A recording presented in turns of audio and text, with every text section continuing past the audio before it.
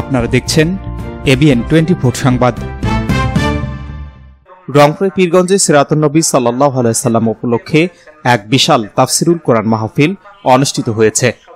বাংলাদেশ জামাত ইসলামী বড় আলমপুর ইউনিয়ন শাখার আয়োজনে শনিবার রাতে পত্নীচড়া বাজারে এই মাহফিল অনুষ্ঠিত হয়। আল্লাহর নবী এই জানানো এমন জানালো এমন জানাতে মা যখন মেয়েকে দুধের মধ্যে পানি মিশানোর পরামর্শ দেয় তখন মেয়ে ডাকতেন। বাংলাদেশ জামাত ইসলামী বড় আলমপুর ইউনিয়ন শাখার সভাপতি আব্দুস সাত্তার মিয়ার সভাপতিত্বে প্রধান আলোচক হিসেবে উপস্থিত ছিলেন বাংলাদেশ মজলিসুল মুফাসসিরিনের কেন্দ্রীয় সেক্রেটারি জেনারেল মাওলানা নুরুল আমিন।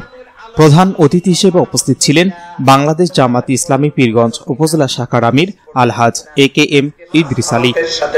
বিশেষ 5 ওয়াক্ত পড়তে পারলো, পারিবারিক বৈঠক সে করেছে কিনা, এরপরে সে সারাটা দিনে যা কিছু করেছে আত্মসমালোচনা, কাউকে কষ্ট দিয়েছে কিনা, মিথ্যা কথা বলেছে কিনা, কোনো পাপের কাজ হয়েছে কিনা, যদি ভুল হয়ে না থাকে আল্লাহ ভালোভাবে করতে পেরেছি শুকরিয়া, আগামী দিনে আরো ভালো করার তৌফিক দিয়ে দাও।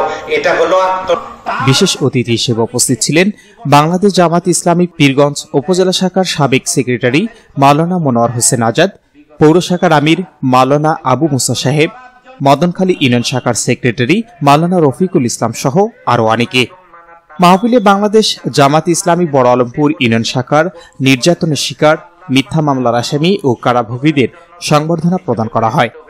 মাহফিলের প্রধান আলোচক বাংলাদেশ মজলিসুল মুফাসসিরিনের কেন্দ্রীয় সেক্রেটারি জেনারেল মাওলানা নুরুল আমিন বলেন, মেধার জগতে যদি রাজত্ব করতে হয় তাহলে মেধার জগতে আগামী দিনে রাজত্ব করবে ইসলামী ছাত্র শিবির।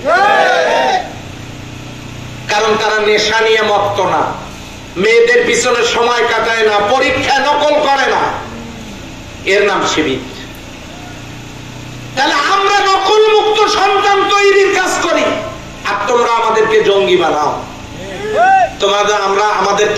আমাদেরকে বলো যে জঙ্গি, এই কথা বলে আমাদেরকে অপবাদ দাও। তোমরা যতগুলো অপবাদ দিয়েছো একটাও সত্যে প্রমাণিত হয় নাই, কথা বলেন ঠিক না? এই জন্য আমরা তাদেরকে কোরআন হাদিসের প্রশিক্ষণ দেই। এই যে আমাদের পীরগঞ্জে এখনো কোরআনের জামাত ইসলামীর উদ্যোগে এখনো 3টা কোরআন ক্লাস চালু আছে।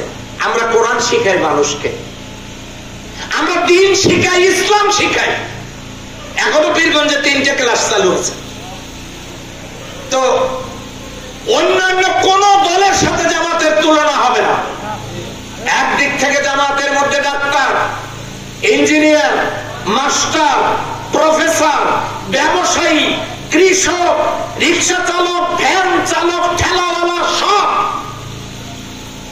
ছাত্র, যুবক জামাতে আলহামদুলিল্লাহ অনেকেই দলে দলে সে জামাতে শামিল হচ্ছে। কারণ সবাইকে তো দেখেছে। কেউ কেউ স্বপ্ন দেখতেছে, হ্যাঁ দল করব, দল থেকে মাল কামাই করে আগামী দিনে নিজে একটু সেইভাবে মশান নিয়ে চলবো। ওইটা আর বাংলাদেশে হবে না।